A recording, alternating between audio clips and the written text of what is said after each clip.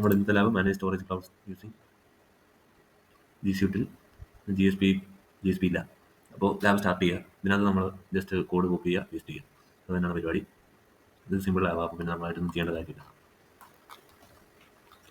Wait ചെയ്യുക.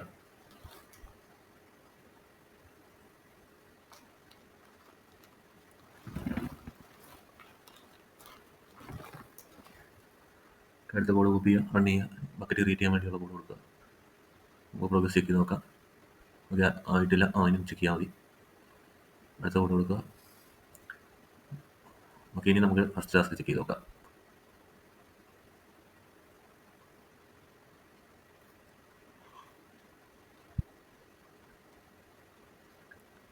ഇനിയിപ്പോൾ task 2 നോക്കാം.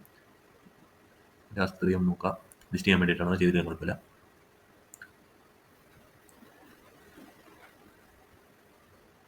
അടുത്ത റിമൂവ് ചെയ്യാൻ വേണ്ടിയിട്ടുള്ളത് കൊടുത്തു. ഇനി ലോക്കൽ ലാംഗ്വേജ് സിങ്ക് ചെയ്യാൻ വേണ്ടിയിട്ടുള്ളത്. ഓക്കെ, ഇനി തേർഡ് കമാൻഡ്